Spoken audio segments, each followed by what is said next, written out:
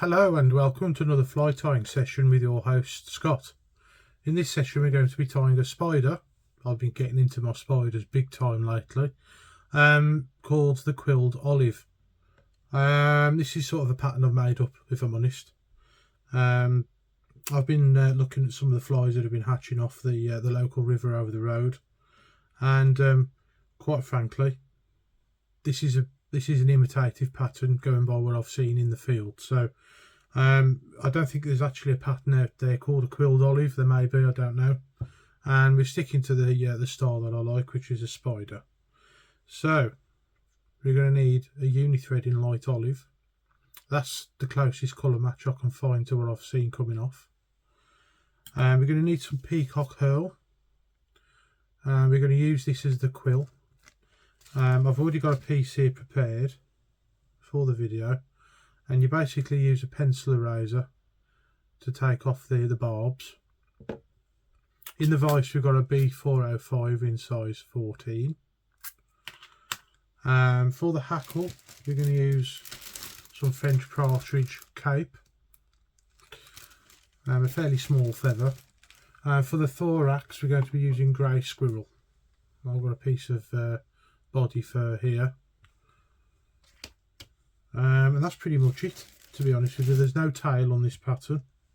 The actual fly does have a tail, so you could put a tail in it if you wanted to. I'd probably recommend using something like pheasant tail fibres, for example. You can tie this pattern in any size. I've got them going up to a size 10 down to a 14. Those are I do 10, 12, 14 in the box, but you could tie them lower and in lower sizes if you wanted to. So to tie the pattern, we're going to come in at the eye and get the thread started. Then we're going to go down to where a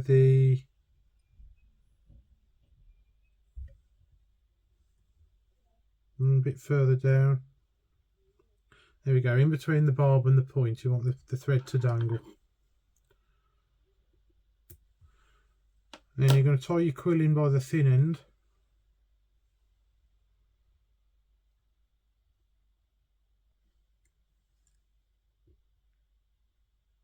It's quite quick and easy to prepare the quill. I did it off camera. I tie that in well. And I cut it off the length of the body there.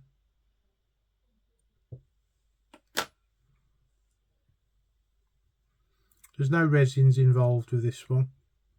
The resin unfortunately darkens the thread. So we're just going to put the quill on as a rib, and that's it.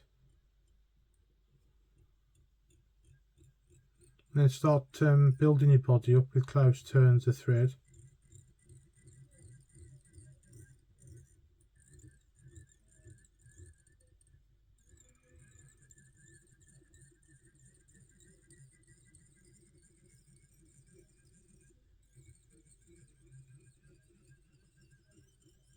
So it's all the way up, all the way down. Then you want to go 2/3 of the way down and stop, and then come back up. And you want to go about halfway down and then stop, and then come back up just a little bit, probably a thorax and a head length away. And then you want to start winding your quill. There's the rib.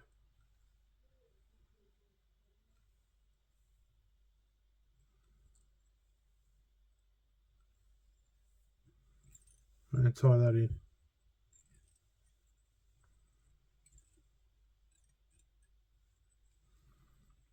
Now I can't remember now without watching the video back, but there will be a video where I'm fishing the River Vyrnwy with this fly, and I can't remember whether I hook a fish on it or not. But basically I lost the entire cast. I wrapped the leader around a rock, and using only £5 tippet, it was basically gone, all 3 flies, which was a shame. So I'm tying this fly to replace the one that was lost. I was fishing yesterday. Interesting experience actually. I got stopped by the National Resources Wales for a licence check, which is the first time that's ever happened in my fishing career, and I've been fishing for a very long time now. So it's definitely worth you getting a licence, folks. You never know, it might happen one day. It's quite funny actually, they chased me through 3 fields. I didn't realise they was there, I was just getting on with it like. And they basically did a pincer movement on me. I had one coming from downstream, the other one came from upstream. So I've dubbed on some squirrel. I'm going to build up a thorax. Fairly small thorax. I probably got a bit too much dubbing on there. That'll be okay. That'll be fine. Nice ball of dubbing. And you've got a hackle and a head length left there. The key to tying small flies is to make sure you leave yourself enough room to do stuff. So you're going to get a suitably sized French partridge feather. That's a fairly well marked one as well.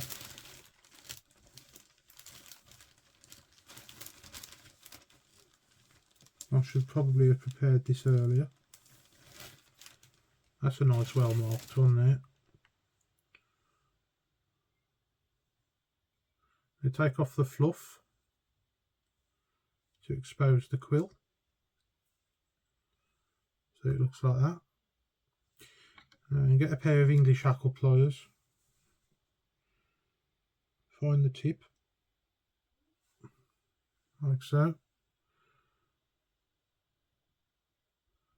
Now I've been using French partridge for spiders quite a lot lately. There's not many patterns that actually use French partridge out there. I use it as a substitute for quite a few other feathers in these spider patterns that are traditional.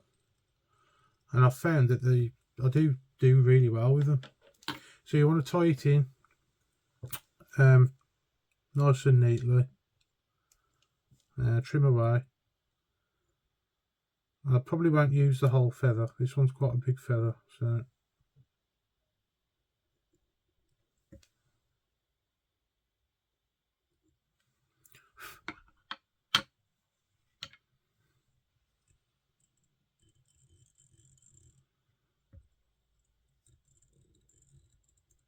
just tidy up a bit there.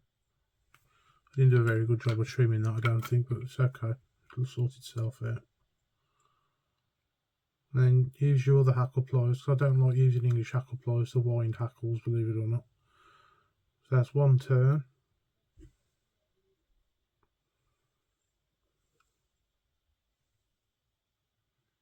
It looks like I've only got 2 turns out of it anyway. So that's 1.5 turns. That's what I managed to get out of this feather. They're quite small. And tie that in. That looks an absolute state right now, but we'll sort it out. You're going to trim away the quill as close as you can, and then brush the fibres back and start building up your head.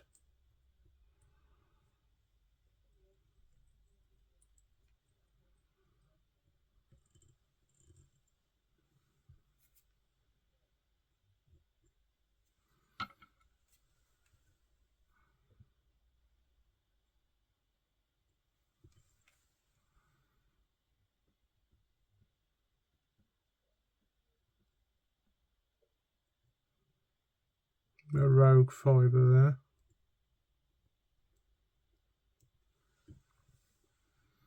And another one here. Okay, there we go.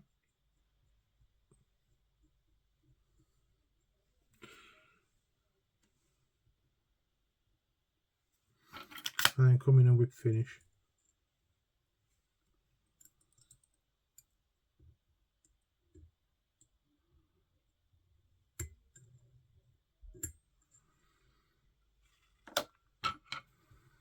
Now I've been off the air for a bit because I was too busy trying to fill this box for spiders to go and fish the river. I tied 108 flies, so I was up to my neck in it basically. Just having a quick look at it.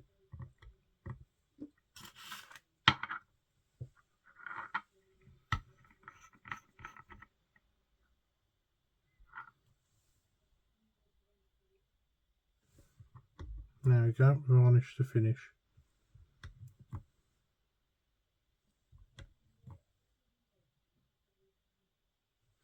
And there we are, ladies and gentlemen, that is the quilled olive. Thank you all very much for watching. Please like, share and subscribe, and I'll catch you guys in the next one. Bye bye for now.